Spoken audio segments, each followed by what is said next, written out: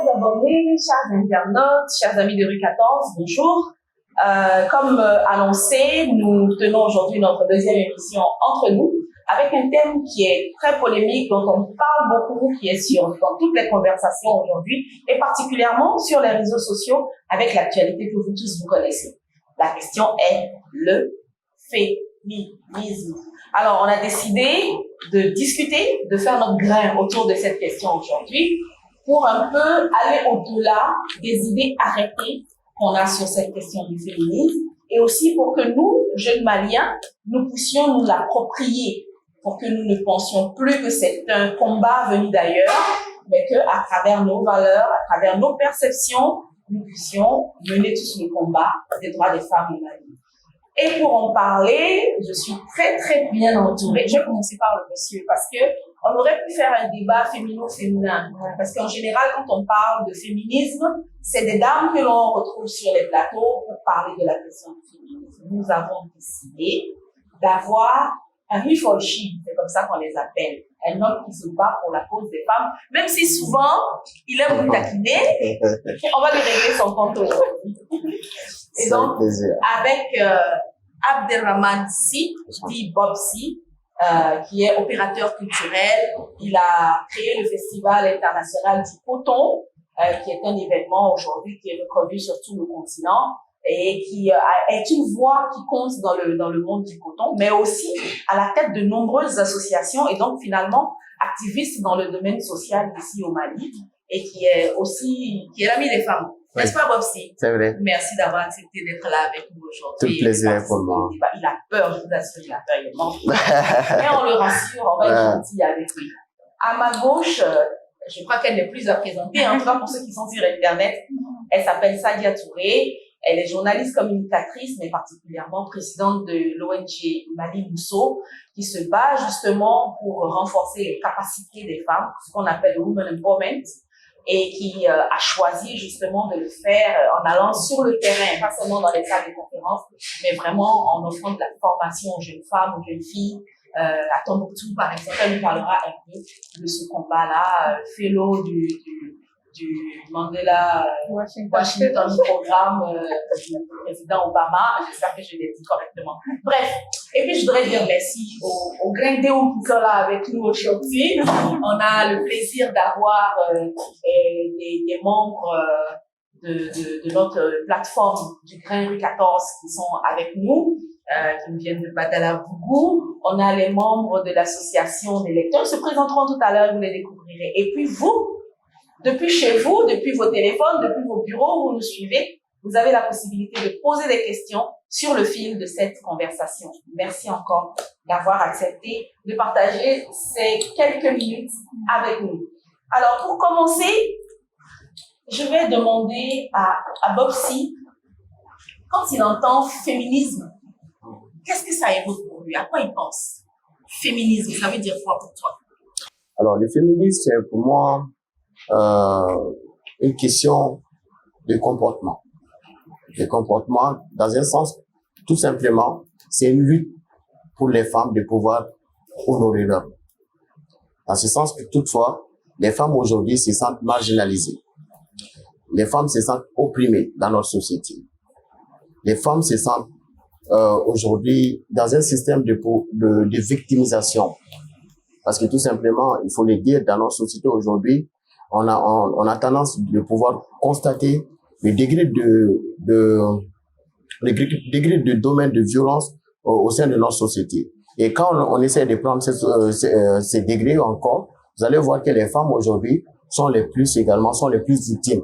Quand vous allez voir les violences à 90%, que ce soit sur le domaine de VBG, que ce soit sur le domaine d'attaque personnelle ou attaque à domicile, vous allez voir que les femmes sont généralement les plus victimes. Et dans ce sens, il est important de mener une lutte de pouvoir non seulement défendre les droits, les causes des femmes, défendre les droits des femmes, et aussi apporter un soutien tant sur le plan socio-culturel, mais également sur le plan économique. Je vous assure aujourd'hui, le féminisme, la lutte première du féminisme, ça a commencé ici au Mali, à travers la charte de Kourganfoua, qui a donné, dans son article 11, 14, 15, 16, la défense de la femme. La femme a été reconnue dans notre société. Et là, c'était depuis 1230. On a vu également dans les années 1960, au moment où il y avait plusieurs problèmes, notamment les problèmes dus à la ségrégation raciale qui étaient là. On a vu que déjà, dans ces années, il y a eu plusieurs mouvements. Et ces mouvements, par exemple, le mouvement de libération des femmes en 1968, qui a commencé en France, en 1965, avec Black Power, donc qui a été l'un des premiers précurseurs du féminisme dans le monde. Ça, c'était en 1965, mais ça avait plusieurs développements. Et l'un des premiers développements, il y avait tant sur le plan féministe socialiste, il y avait également des féministes marxistes, il y avait également des féministes radicales.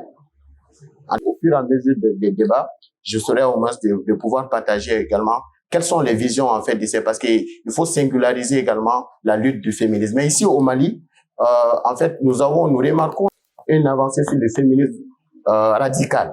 Radical, pas sur le mot radical, mais c'est un courant de pensée féministe qui considère l'oppression spécifique des femmes au bénéfice des hommes, résultant toute autre cause du patriarcat. Ça veut dire quoi? Ça veut dire que les femmes se sentent que, véritablement, avec le système patriarcat, ils vont pas se développer, ils vont pas véritablement avancer sur leurs objectifs. Ils sont mis à côté et c'est toujours les décisions viennent en fait d'un certain niveau. Quand on prend par exemple le pyramide de Maslow, c'est au haut niveau, ça c'est les hommes, à bas niveau, ça c'est les femmes. Ça c'est reconnu comme le système patriarcat chez ceux-là. Donc maintenant, qu'est-ce qu'il faut faire? Il faut mettre tous au même niveau. Parce qu'il faut savoir que les femmes, depuis notre société ancienne, n'ont pas droit à certaines décisions. Comme vous l'avez peut-être constaté, Bobsi s'est vraiment renseigné sur la question du féminisme. Il nous a fait un rappel historique. Si je peux revenir rapidement dessus, il nous a parlé de la charte de Kanfuga, dont certains articles déjà parlaient des droits des femmes, de la protection des femmes dans la société. Ensuite, il est parti dans les mouvements dans d'autres pays, en Occident, et nous expliquait au moment où nous arrêtions que le féminisme s'était un peu radicalisé parce que les femmes ont compris que sans la force, elles ne pourront pas obtenir l'égalité pour laquelle elles se battent. Est-ce que j'ai bien résumé? Oui, tu as bien résumé, seulement que c'est côté radical, c'est par rapport à la citation de notre société. C'est tout simplement notre société aujourd'hui capitaliste. Et qui dit capitalisme, le capitalisme, il va avec le patriarcat. Parce que tout simplement, il y a quelqu'un qui est en train de profiter de l'autre, en fait. C'est dans ce concept. Maintenant, quand on essaie de prendre ces deux concepts, vous allez voir que il est amené un moment que les radicalistes ont dit qu'il faut combattre contre, si on veut gagner la lutte contre le féminisme, il faut aller vers le socialisme, c'est-à-dire faire en sorte que nous arrivons à combattre le capitalisme, parce que le capitalisme, il va avec un dominé et un dominant. Et dans ce concept, donc, il est important d'aller sur le radicalisme. Et c'est ce qui est arrivé, au moins à certains, de pouvoir devenir un féministe radical. Il y avait l'égalité des droits, des droits au vote. Il y avait également les femmes aussi qui n'avaient pas droit au champ pour cultiver. Voilà, donc c'est véritablement un sujet qui a eu beaucoup de, parce que c'est la domination, en fait, c'était également capitaliste, comme on le dit. Il y avait l'argent en fait, les hommes avaient l'argent. Ils avaient la maîtrise de la justice. Les femmes n'avaient pas droit à la justice. Et la justice tendait toujours vers le côté, voilà, des masculins, mais vers le côté des capitalistes qui avaient plus de moyens. Donc, voici un peu comment, en fait, ce combat, dans son histoire, a progressé dans notre société. Et aujourd'hui, nous avons vu quand même qu'il y a plus de féminisme radical dans ce concept aujourd'hui, dans notre société particulièrement au Mali. Bien. Merci, professeur. Sadia Touré, merci encore. Bobsi nous a fait voyager dans le temps pour comprendre les racines du féminisme et un peu comment il se manifeste aujourd'hui. Toi, tu te revendiques féministe. Alors, c'est quoi pour toi le féminisme? Comment tu vis cet engagement-là? D'accord. Alors, d'abord, tout féministe est tout humaniste. Parce que on est d'accord qu'une féministe ou bien un féministe, parce qu'il y a des hommes qui peuvent l'être aussi, c'est un peu faire progresser des droits. Il faut qu'il y ait un système égalitaire qui soit là et que le féminisme, c'est tout mouvement et toute idéologie qui, à travers des actions concrètes ou à travers des idées nouvelles, salvatrices, permettent d'atteindre l'égalité, l'équité en droit, le droit à l'épanouissement, le droit à la protection, le droit à la vie et qu'on ait une égalité en fait sur le plan social, culturel, humain, politique, juridique. Et donc moi en fait c'est comme ça que je le vois et Bobsi nous a fait un rappel historique. Je crois que ce n'est plus la peine, mais en tout cas je crois que tout féministe aussi est tout sociologue parce que lorsque on devient féministe par rapport aux expériences qu'on a vues ou par rapport à des constats qu'on fait dans la société et donc les vécus c'est diffère. Et moi j'aime bien faire une comparaison souvent quand sur les réseaux sociaux on taxe tout le temps les féministes de fatiguer les gens sur les réseaux sociaux, de ne pas aller sur les terrains. Moi je dis que en fait le féminisme d'abord, avant que les gens le comprennent, c'est d'abord quelque chose de personnel. C'est personnel, c'est toute idéologie et c'est un style de vie en fait qu'on veut vivre et qu'on s'exige de vivre parce qu'on a vu qu'il y a quelque chose qui n'est pas correct. Et donc, dans nos actions, dans tout ce que l'on fait, dans tout ce que l'on dit, il faut que ce soit en cohérence, bien sûr, avec justement cette idéologie féministe que nous avons. Et encore une fois, il y a beaucoup de personnes qui sont sur le terrain et je rejoins Bobsi quand il dit que la charte de Kurukanfuga donnait beaucoup de droits à la femme. Et que voilà, c'est avec l'arrivée des religions monothéistes, avec l'invasion du colon qu'il y a eu beaucoup de disparités entre la femme et l'homme. Je suis d'accord, mais maintenant je pense que on doit sortir de ces accusations-là. On doit sortir du passé. Le passé, il n'était pas parfait parce que c'est ça aussi le problème qu'on commet quand on parle de féminisme. On essaie de faire croire qu'en Afrique, tout était rose, qu'en Afrique, la femme était, voilà, tout était dans ses droits et tout. Aucune société n'était rose. Donc, même ces textes-là, peut-être qu'il a fallu beaucoup de lutte de ces dames de cette époque-là pour pouvoir avoir ces acquis-là dont on se vante aujourd'hui. Moi, ce que je dis du féminisme, c'est que c'est un choix. C'est un choix de vie. Chacun est libre de croire en ce qu'il veut. Chacun est libre de disposer de son corps. Chacun soit libre de prendre les décisions qu'elle veut pour son épanouissement propre. On a beau dire que nous, Maliens, on ne reconnaît pas le féminisme dans notre société. Un beau jour ou l'autre, ce sont des questions qui ont des enjeux mondiaux. Donc, qu'on le veuille ou pas, ça nous affecte. Ce sont des décisions qui nous affectent et c'est pourquoi il faut qu'on pense le développement et tout ce qui va avec mondialement. Si vous avez des questions, allez-y, hein. On est dans le grain, donc vous posez les questions qui vous passent par la tête. Il n'y a pas de questions bêtes, on a dit qu'on se dit tout, absolument tout, il n'y a pas de tabou. Ouais. D'accord. Sadia parlait tout à l'heure et elle a dit que en fait, ce sont des questions sociétales, ce sont des questions auxquelles on ne peut pas échapper. Même si ce n'est pas sous le couvert du féminisme, il y a forcément besoin d'adresser ces questions-là. Je voudrais vous demander à vous, quand vous entendez parler de féminisme, là, à quoi ça correspond? Quels sont les combats qui vous viennent à l'esprit? Le combat féministe est avant le combat humaniste. Et voilà, on ne peut pas se soustraire à ça. Et la deuxième figure qui me vient en tête, c'est sans doute Simone de Beauvoir, qui effectivement est une féministe égalitariste. Et si vous prenez ce ouvrage majeur du deuxième siècle, donc vous verrez qu'il y a des tendances. En matière de féminisme, il y a des tendances. C'est-à-dire qu'il y a des féministes qui vont jusqu'à refuser la maternité pour l'égalité entre l'homme et la femme. Alors, est-ce que cette forme de féminisme ne serait pas réduite? C'est la première question que je pose pour le suivi de l'humanité. Alors, Beauvoir elle-même disait qu'on n'était pas femme, mais qu'on le devient. Et comment? Par la culture.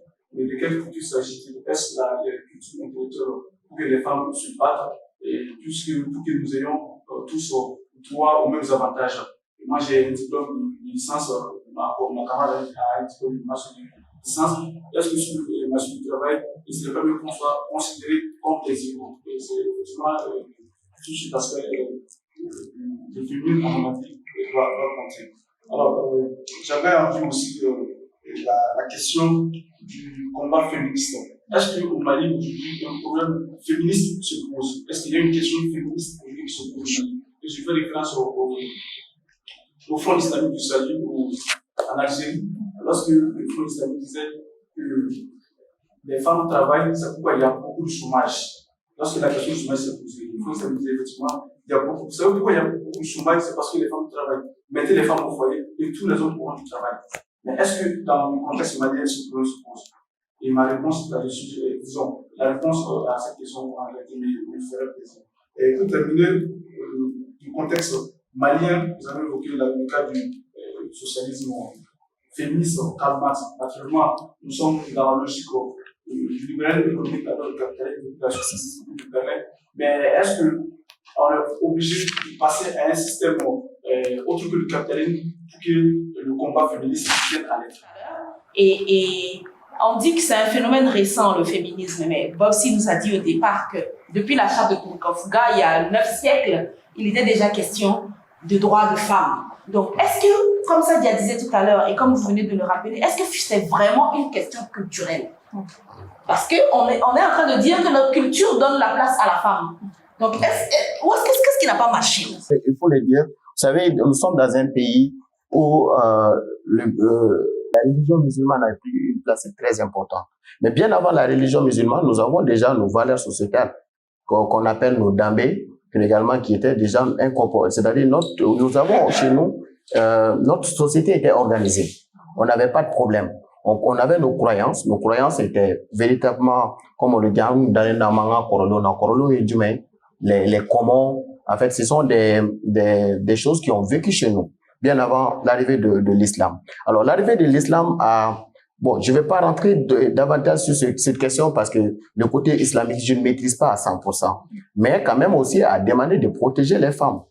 Est-ce que vous voyez? Mais, dans un sens aussi, il y avait en fait cette tendance qui n'arrive pas à comprendre parce qu'il y a une religion qui est venue chez nous, qui a été importée d'un autre pays à chez nous. Donc, on n'arrivait plus aujourd'hui à s'y retrouver, c'est-à-dire tant sur nos valeurs ancestrales que également sur nos comportements à travers l'application de la religion dans ce sens-là. Quand tu parles de religion et que tu dis que la religion demande qu'on protège la femme, est-ce qu'on protège la femme comme un être inférieur? Est-ce que j'ai compris dans la façon dont les adultes ont été exprimés? Ta femme, c'est comme ta sœur. Donc, il faut savoir la protéger. Il faut savoir l'aider à l'épanouir et à atteindre ses objectifs. Donc, ça peut être des objectifs tant sur le plan économique, mais également sur le plan du développement personnel. Parce que tout simplement, autour de toi, si vous n'arrivez pas à aider quelqu'un pour s'épanouir, vous allez être toujours dans un désavantage psychologique.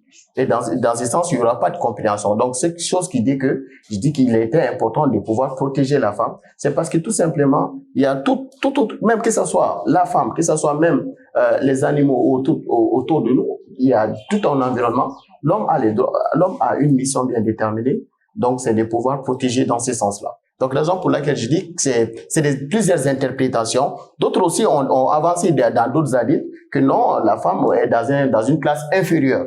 Il faut le dire clairement aussi. Donc aussi, ils ont apporté sur des hadiths, voilà, des arguments qui étaient basés également sur certains hadiths. Comme j'ai dit, l'interprétation du Coran et la compréhension du Coran ou même des hadiths, ça donne deux sens en fait. Donc chacun peut l'interpréter à sa manière. Mais le plus important de se comprendre, c'est que on dit également dans le même, tu ne dois pas l'intégrité physique d'une autre personne dans le Coran est vraiment protégée. Donc, tu ne dois pas aller vers quelqu'un, le tuer parce que comment on appelle, la personne ne te plaît pas. Voilà, son intégrité physique doit être protégée. Aussi, comment dire, la déscolarisation d'une fille ou le fait de ne pas donner les mêmes opportunités, ça c'est plus récurrent dans les villages, c'est que on donne toutes les chances au garçon d'aller à l'école, on le pousse parce qu'on dit que voilà, c'est lui qui, dans le futur, peut prendre en charge la famille. Et la fille, elle peut aller à l'école, mais juste un petit bout de temps. Et c'est elle qui fait toutes les tâches domestiques. Donc, pour dire que ça, c'est des violences qui se passent dans notre société. La propriété foncière, ça, c'est un problème au Mali ici. Et tout récemment, il y a une loi qui a été votée pour que 25% des terres aménageables puissent être données quand même aux femmes, parce que dans les villages, les femmes peuvent passer toute leur vie à récolter, à s'aimer un champ. Mais quand peut-être son mari va décéder ou autre, naturellement, ça lui revient. Mais non, la belle famille peut disposer de cela et voilà, chasser la femme comme si voilà, elle n'avait jamais existé. Donc ça, c'est un problème dans notre société. L'autre problème, c'est surtout le manque réel d'opportunités. Et ça, nous l'avons vécu et peut-être que nous allons vivre cela. Et là, il n'y a pas de classe sociale. Par exemple, quand un jour, une féministe ou voilà, une femme va se marier et que elle va se voir refuser un poste juste parce que elle est en état de grossesse, ce qui est normal, en fait, ce qui est naturel dans le processus humain. Et la grossesse, c'est bien sûr... C'est normal d'être enceinte ou de se voir refuser le poste? Non, c'est normal d'être enceinte, en fait. D'accord? Et l'homme... en fait, c'est un processus. C'est l'homme et la femme. Et donc, justement, moi, je pose toujours cette question-là. Pourquoi, dans les entreprises, on refuse de recruter les femmes mariées qui sont enceintes en disant qu'on va les donner des congés de maternité? Mais si, par exemple, on militait pour qu'il y ait un congé de paternité aussi, et que, en même temps que l'homme et la femme, oui, un congé de paternité, parce que ça existe dans certains pays qui se sont battus, et que si cela existait, on n'allait pas refuser, on ne va plus refuser à la femme, comment dire, d'avoir un poste parce que justement on va lui donner un congé de maternité. Donc s'il y a cette égalité là, qu'on se batte aussi pour avoir un congé de paternité, pour que l'homme aussi il soit là, qu'il assiste sa femme et tout, pour voilà. Et donc en fait il y a tant de disparités pour lesquelles on se bat et les femmes aujourd'hui produisent au moins 90% de l'économie internationale, mais seulement elles exploitent ou elles ont seulement 5% du bénéfice ou bien comment dire, du fruit de leur travail. Donc là, ce n'est pas normal. C'est comme il le disait, c'est du capitalisme.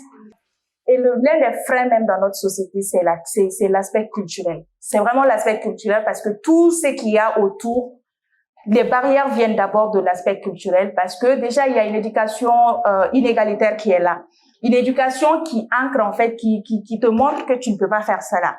Et donc même si tu essaies de le faire, il y a tout un système qui est là, toute la société qui est là pour te décourager à ne pas le faire et toujours te montrer que non, tu ne peux pas le faire. Donc ça c'est pourquoi on dit le plus grand frein à l'épanouissement d'une personne, c'est ce qu'il y a dans la tête. Et c'est pourquoi il faut qu'on réponse une éducation.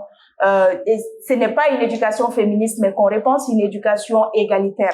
Ce que j'ai dit, féminisme, c'est humanisme tout d'abord. Le monde du travail, par exemple, deux personnes, un homme et une femme, commencent à faire carrière ensemble, ils partent ensemble. Mais plus la femme a des enfants et moins elle a des responsabilités au bureau. Elle n'est même pas gradée au niveau du salaire. Elle ne part pas en fait. Mais l'homme, il se marie, il a une promotion. Il a des enfants. Il a un enfant, il a une promotion. Donc, ça montre quoi? La femme, elle a des enfants, mais elle descend. Et souvent, ce n'est vraiment pas parfois parce qu'elle ne travaille pas ou parce qu'elle ne fait pas ce qu'elle a à faire. Mais justement, c'est juste qu'il y a un système inégalitaire qui est là. Mais on comprend également que chaque entreprise a une mission bien déterminée. Également, faire la différence entre les sociétés qui sont, comme je disais au début, des capitalistes. En fait, deuxième chose, également les ONG et également aussi qui sont des organismes qui ont une mission bien déterminée. Voilà, donc une société qui est capitaliste, il ne va pas prioriser que ces postes et les candidatures féminines sont encouragées. Non, on a quitté là-bas. Bon, voilà, j'arrive. Voilà, non, j'arrive. Il fallait pas me couper. Pardon. Voilà. Dans cette même société, ça aussi c'est une forme de VVG parce qu'il t'a laissé Fassadi parler. Donc je suis désolé. Dans cette même société, vous allez voir que surtout comme je dis, les grandes sociétés capitalistes, tout le monde est au même droit. Comme je dis même, il y a des droits qui sont avancés même pour certaines femmes, contrairement à des hommes, comme par exemple, on a pris le cas des congés de maternité. Les hommes n'ont pas droit à ça. Donc, un homme, tu fais 3 jours, tu ne viens pas, on va te dire, voilà, c'est quoi le problème? Si c'est une maladie, ça se comprend. Mais si c'est pas une maladie, tu te mets dehors. Les sociétés capitalistes, comme je dis, ça a un trait également avec le bénéfice de la société. On travaille, c'est pour faire un bénéfice. Tant que tu sois homme ou que tu sois femme, c'est-à-dire la mission, c'est le résultat. C'est la mission qu'on te donne, il faut savoir atteindre ses objectifs. Ça, il faut le dire clairement. Les chefs d'entreprise passent dans ceci. Ils n'ont pas besoin que vous soyez femme, que vous soyez homme. C'est le résultat de leur travail. Si vous êtes femme, vous avez de la compétence de les aider à atteindre leurs objectifs, ils vont dépendre. Même dans les pays les plus industrialisés au monde, les plus capitalistes, les femmes qui n'ont pas d'enfants, etc., elles n'ont pas les mêmes salaires. Ouais. On dit aujourd'hui qu'une femme est payée elle est payée 3,5 heures de moins par jour qu'un homme. C'est-à-dire que normalement, une femme doit arrêter de travailler. Dans le monde, une femme doit arrêter de travailler à 14 heures. Parce que si on calcule au taux horaire, l'homme perçoit son taux horaire sur 40 heures, mais la femme ne perçoit 15% de moins que ce taux horaire. Donc, c'est des faits. C'est pas des vues de l'esprit. C'est des faits. Dans la même entreprise, c'est ce que Sadia disait, dans la même entreprise. Démarrer ensemble. Deux personnes, moi, je suis un reportage ensemble. Deux personnes qui commencent le travail le même jour et qui se rendent compte 15 ans après, la dame se rend compte que malgré que c'est elle qui est chef de projet, malgré que, elle a 15% de salaire, 20%, 30% de salaire en moins, elle est en dessous de la personne avec laquelle. Pour quelle raison? Comment est-ce qu'on l'explique? Oui. Je voulais rebondir sur quelques aspects, que ce soit sur l'aspect culturel et aussi sur l'aspect religieux et encore sur la discrimination positive et sur la question que Mme Célia a posée. Maintenant, par rapport à la culture et à la religion, vous allez m'excuser. Non, juste parce que déjà, il y a déjà des zones d'ombre. D'accord. Parce que moi, je pense que c'est la perversion humaine qui a fait que on traite les femmes comme des sous-êtres. Ni l'islam, ni nos cultures n'ont dit que les femmes sont des sous-êtres. Maintenant, dans la charte de Kourougan-Foua, mais ce n'est même pas la charte de Kourougan-Foua, dans la charte de Mandé, parce que la charte de Kourougan-Foua est une refondation de la charte de Mandé. Et dans la charte de Mandé, il est dit quoi? Il est stipulé que les femmes sont nos mères. On ne nous a pas dit nos femmes, ni nos filles, ni nos sœurs. Mais nos mères. Mais aucune décision de la nation ne doit être prise en leur absence. Oui. C'est écrit. C'est écrit. Comme je l'ai dit, dès le départ de ma prise de parole, j'ai dit, c'est la perversion humaine qui a fait que, déjà, c'est les hommes qui se sont cachés. Non, avec le petit H, voilà. C'est les hommes grand H, c'est hommes et puis femmes. Donc maintenant, les hommes petit H, qui sont cachés derrière ces écrits, qui les ont mal interprétés, qui les ont interprétés en leur manière et en leur intérêt, pour dire que les femmes sont des sous-êtres. Ça, le plan culturel et religieux, je pense que là. Très bien. Maintenant, je ne suis pour aucune discrimination. Il n'y a pas de discrimination positive. D'accord. Qu'on ne me dise pas que les candidatures féminines sont plus à encourager. Alors, j'aimerais vous poser la question. Est-ce qu'il était dit que les candidatures masculines sont priorisées? C'est parce que les candidatures masculines sont de fait acceptées. Non, c'est pas que, non, je viens. C'est pas que les candidatures masculines sont d'emblée acceptées. D'accord. Je vais vous dire une chose, et ce constat est amer. Donc maintenant, quand une femme est lésée dans ses droits, vous allez voir que le nombre d'hommes qui prennent sa défense est supérieur au nombre de femmes qui la défendent. Qu'est-ce qui fait cela? C'est parce que les femmes, elles déjà, ne se sentent pas à part égale par rapport aux hommes. Ce combat, c'était un combat idéologique, c'était un combat mental et psychique. Il faut que les femmes sachent que les hommes ne sont pas supérieurs à eux. Et elles ne sont pas supérieures aux hommes. Moi, ma question est Sadia. D'accord.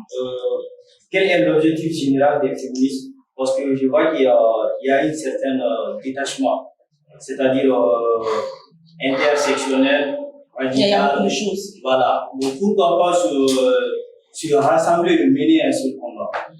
C'est ma question. Ici, ma couleur ne représente pas une menace.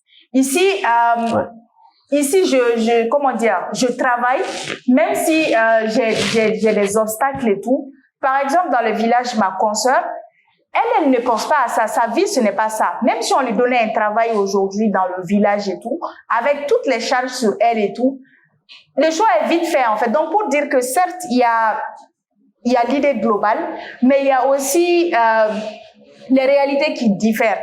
Les réalités qui diffèrent, donc c'est ce qui va faire que voilà les choix ou bien les combats, c'est ce qui fait la richesse même d'ailleurs même du mouvement ou du combat, c'est qu'on est tous différents. Je suis différente de telle personne, je suis différente de.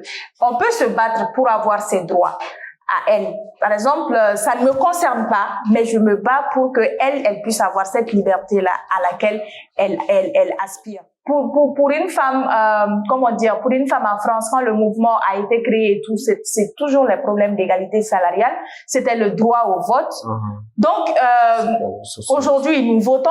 En 91, par exemple, quand les dames se battaient, c'était d'abord pour avoir la libre circulation pour disposer d'elle-même. En 91, tout près, la femme malienne ne pouvait pas voyager sans avoir un papier signé de son mari.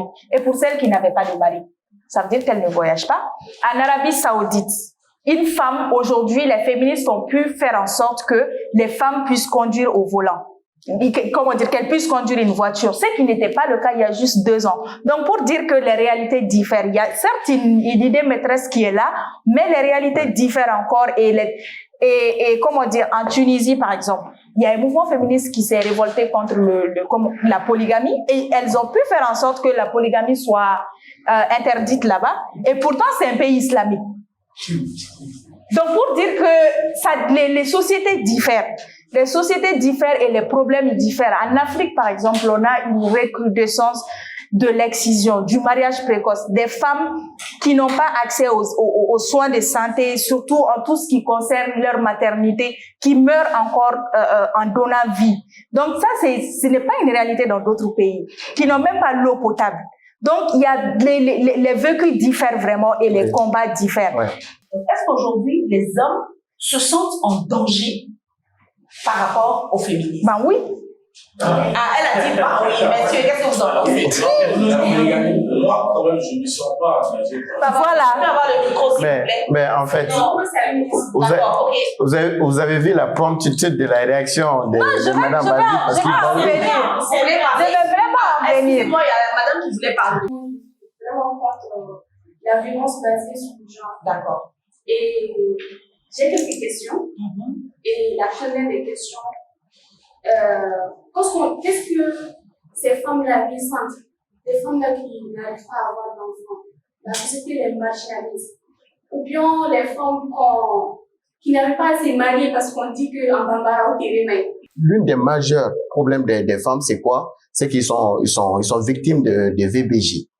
C'est-à-dire, c'est véritablement l'une des priorités ici chez nous parce que véritablement, les hommes de plus en plus deviennent violents. Les femmes aussi, qu'on peut les mettre dans la même classification aussi, qui sont violentes. Violentes dans leurs pensées, violentes dans la façon de pouvoir. D'abord, les faits même de se victimiser, ils veulent passer un message et ce message aujourd'hui, des fois, est mal perçu parce que la façon de dire le message ou la façon de mener le combat dans le message est véritablement n'est pas la même adaptation comme aux États-Unis. Comme ils veulent faire la même chose aux États-Unis comme chez nous, vous allez voir qu'il y a la démarche, il y a des problèmes en fait. C'est par rapport à une particularité de certaines féministes aujourd'hui qui, par exemple, des fois, on a des tendances, mais on a des opinions différentes. Même entre eux-mêmes femmes, ils ne sont pas convaincus entre eux pour venir véritablement amener le sujet sur un sujet national. Donc, ça veut dire quoi? Ça veut dire que la particularité dans ce sens, c'est que chacun a son combat, chacun a une vision. Comme elle a dit, le choix. Mais de façon globale, ici au Mali, le féminisme a un lien important, je dis bien important, avec le VBG, parce que tout simplement la VBG, c'est aujourd'hui une question aujourd'hui qui est au centre de notre société. Et généralement, la majeure partie, même au niveau que j'avais les statistiques, je suis pas venu avec, au niveau des divorces, au niveau des problèmes conjugaux en général, vous allez voir que au centre, vous allez voir que la majeure partie est occupée par la VBG. Moi, je voudrais définir d'abord la violence basée sur le genre. La violence basée sur le genre, en fait, c'est toute violence émotionnelle, psychologique, psychique, physique, économique, sociale, basée sur le genre. Et le genre, c'est quoi? Le genre, ça peut être l'homme, ça peut être la femme. Ça peut être l'enfant, ça peut être l'enfant, ça peut être le vieux. Et souvent, cette violence est perpétrée, il y a des rapports de pouvoir et des rapports de victime ou de quelqu'un qui est vulnérable. Souvent, la société est un rapport de pouvoir contre une personne ou contre une catégorie. souvent, la justice est un rapport de pouvoir contre une personne ou contre une catégorie de personnes. Et souvent aussi, le social ou bien l'économie est contre une personne. Donc, par exemple, quand Popsi disait que il n'y a pas de marche ou bien on ne parle pas, par exemple, les cas de prise en charge des violences, on n'en parle pas. Je suis désolée, on ne peut pas en parler. Je travaille pour des organisations pour une organisation qui fait la prise en charge holistique des victimes de violences. On ne peut pas en parler. Tout n'est pas aussi fait pour Facebook. Tout n'est pas fait pour être holistique. C'est quoi? Ouais, être publié. Prise en charge depuis le moment où on a constaté la violence jusqu'à la fin. Jusqu'à la fin. Et souvent. Mais pourquoi vous en parlez pas? Non. C'est ce que je t'ai dit en fait. Quelqu'un qui vient dans notre société, par exemple, toi, Bobsi, ta sœur va venir te dire, je sais que on peut être, progressiste et tout, mais ta sœur vient te dire, je suis violentée et tout, je vais porter plainte. Et en fait, on va oublier tout ce qu'on a appris à l'école. On va dire, comment ça? Tu as des enfants de lui, comment il failli là?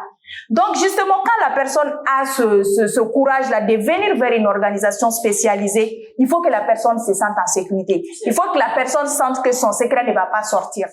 Et donc, par VBG, par exemple, quand un homme refuse que sa femme aille travailler, c'est une violence socio-économique parce que on l'empêche de s'épanouir économiquement et socialement. Parce que travailler pour certaines personnes, ce n'est pas que l'aspect financier, c'est l'aspect épanouissement, c'est l'aspect de se sentir utile et de faire quelque chose. Donc souvent, quand un homme, par une simple décision, juste parce que j'ai le titre de mari, par une simple décision, il a gâché beaucoup d'efforts derrière. Un père qui a investi dans son éducation, une famille qui s'est décarcassée pour payer les études de telle personne. C'est des efforts personnels, des nuits blanches à prendre des leçons, et que quand cette personne commence à travailler, oui, parce que voilà, tu es ma femme, tu as de l'argent, tu ne peux pas aller travailler. C'est une violence socio-économique qui est là. L'autre violence aussi que les gens minimisent, c'est qu'on a eu le cas d'une dame elle est morte juste parce que son mari l'a humiliée en fait. Comment? C'était ils étaient en location. Le mari l'a insulté devant tous leurs colocataires. L'a humiliée comme pas possible devant ses enfants. Elle a fait des jours, elle ne mangeait pas, elle ne sortait pas et elle est morte comme ça. Donc ça, c'est une violence émotionnelle dont les gens n'en parlent toujours pas. Il faut pareil quand on parle de VBG, c'est pareil quand un homme est victime de violence conjugale. Qui va parler de ça? Mais c'est-à-dire, en fait, le cas par exemple, des femmes stériles, en fait, par rapport à la... stérile, là, c'est un problème médical, non? Non, en fait, je ne suis pas médecin pour les dire. Je pense qu'il y a un médecin qui peut en parler. Mais moi, en fait, ce que je regrette dans cela, mais en fait, c'est un cas aujourd'hui les gens, on n'en parle pas, on ne s'approprie pas de ça. Parce que la société les rejette. Voilà, maintenant, c'est à nous de trouver des solutions pour mettre en avant ces cas, en fait. Mais les VBG comprennent tout ça, en fait. C'est vraiment les cas, par exemple, comme j'ai dit, c'était avec comment on appelle, les sectoriels féministes. Mais moi, je souhaite que ce débat soit ouvert, en fait. Ils le souhaitent. En fait, moi, j'ai dit ce que j'ai dit aux gens. Il ne faut pas aussi attendre. VBG, quoi. Il ne faut pas attendre les féministes pour pallier à un problème. En fait, par VBG même, il y a beaucoup de typologies. Les mutilations génitales féminines, c'est un type de VBG. Les mariages forcés, c'est un type de VBG. Excusez-moi. Les meurtres, les féminicides, c'est un type de VBG. On peut parler de VBG, mais les femmes restent les principales victimes. Et ce n'est pas qu'on veut... Bobsi disait, moi, je voudrais que les féministes parlent aussi. Il ne faut pas... Non, mais je dis que je n'ai pas vu. Non, en fait, écoutez, on était sur des débats où il y avait un cas bien précis qui a été dit comme par rapport à la question évoquée. Mais j'ai dit, mais moi, c'était regrettable que j'ai jamais vu dans cette lutte. J'ai vu beaucoup de luttes qui sont appréciées. Mais on en a parlé, mais j'ai dit que si des figures, on a parlé des figures emblématiques et autres là, mais moi je n'ai pas vu. L'entraide n'a pris ce sujet. Exactement, on a pris ce sujet ici. Moi, c'est ce que j'ai dit, c'est ce que je regrette. J'ai pas vu et je regrette. Je suis contente donc que ce débat. Mais j'ai apprécié. On ait parlé de ça.